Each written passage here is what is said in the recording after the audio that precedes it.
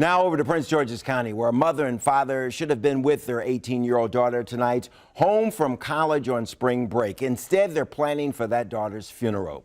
18-year-old Ayana McAllister of Upper Marlboro, Maryland, was shot dead on Monday night while watching friends videotaping a rap video. A gunman still out there tonight somewhere, free, on the loose, after firing many shots into a crowd of young people on Benning Road in Northeast. Today, I spoke with her parents, Tyreese and Anthony McAllister. Mr. and Mrs. McAllister, first off, you know, my condolences to the both of you. What do you want viewers to know about Ayana, about your daughter? What should they know? Well, first of all, we just want everyone to know that Ayana was the love of our lives. She was our baby girl, just a sweetheart. We will truly miss her. The situation that occurred was quite tragic.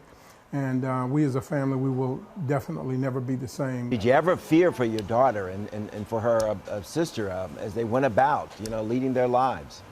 Well, we truly didn't fear that anything would happen to them because we raised them up, you know, to be good young ladies, and we really paid full attention to where they were at all times. And but with the way the world is today, I mean, there's violence everywhere, and we at times definitely were concerned about their whereabouts and just being out, and not necessarily what they would do, but what things that could happen to them. And so from that aspect, we definitely had a concern about the violence and things that may happen to them while they were out away from home. We see it just so often, just terrible, bad things happening to good kids who are doing what they're supposed to be doing. She was where she was supposed to be. It was the gunman who was in the wrong place and doing the wrong things.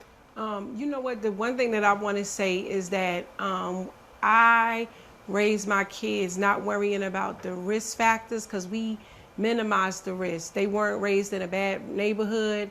We raised them with protective factors. They grew up in a two-parent household. They went to private school. They played extracurricular activities. They had to ask permission to go places. We checked with parents before they went places.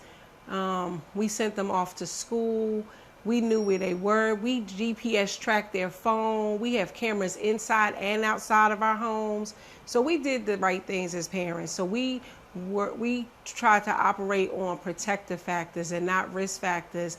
And what I found out on Monday night is that not even that matters, that anybody at any time could be subject to violence. Our daughters were hanging out on spring break from college with a group of friends on their way to get some dinner, and unbeknownst to them, someone who is probably playing with a gun just changed my life, changed my husband's life, and changed our older daughter's life forever. Let me ask you this. Is there anything city leaders, both in Prince George's County, in D.C., and Virginia, and the rest of Maryland, they're all watching this. What is your message to the leaders out there, locally and nationally? Is there anything they could do, I mean, to help families like yours? It is about taking guns off the street, but it's also about giving children some hope while they're young. Children need better education. They need to know that their education is going to yield them a job. When they're young, they need things to do. They need good recreation centers to go to. They need activities in the community. They need to be able to stay busy. They need a lot of things that I'm looking for local politicians to do. Fortunately, our children were very fortunate. They were raised in a home where they have traveled abroad. They were involved in the church. They were involved in basketball, cheerleading, Girl Scout, Girls of Character. We were scheduled for a trip in Egypt in July.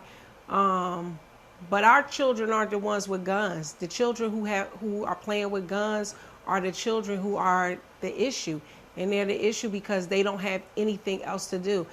Children who look forward to going to Egypt aren't playing with guns. Children who are going to church and believe in serving God, ushering and singing in the choir, shouldn't be, hopefully aren't, playing with guns. So we need to be giving children activities that bring about hope so that they're not playing with guns, because it's not the children that are getting hurt, it's the children who are being hurt. that are the victims. And so we're very well said. Let me close by asking you this.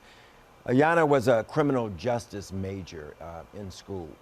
What did she want to be? What was she going to do with that major? She was looking at being a special victims unit detective. She was a member of the Maryland State Troopers Explorers program. She was very excited about the program, really looking forward to an internship over this summer, working with them and doing police work. She had, like her father and myself, an interest in helping children, like probably the one who stole her life. She was interested in helping children who had no hope. She was interested in helping, she was looking at a social work aspect of helping kids who were thrown away, kids nobody would help. And she got a love of that from her father and I, because we've always helped kids. Both of my children would constantly bring their friends to us. My parents can help you. You could talk to my mom. She's a good listener. My parents will keep it real with you, but my parents will tell you what it is. 2 or 3 times a month, my children were bringing children to our door and saying, go ahead and talk to my mom or talk to my dad because they can help you. And our kids saw us doing that constantly throughout their young life. And as they got older and encountered peers that had problems, they constantly brought them to us. As I listen to you both, I really, really appreciate all that you've had to say. You weren't just raising a daughter. You just weren't building an adult. You were building a legacy there, and we're all at a loss for this. I appreciate your time, and I'm hoping that the community will listen to this, high and low, and that this can be the beginning of something and not the end. So Tyreese and Anthony McAllister, really appreciate your time. Thank you very much. And right now, D.C. police don't have a suspect in this case, not even a motive. It's fairly certain that the young man who killed Ayana McAllister, he didn't even know her. Police are offering a reward for information that could lead to his arrest.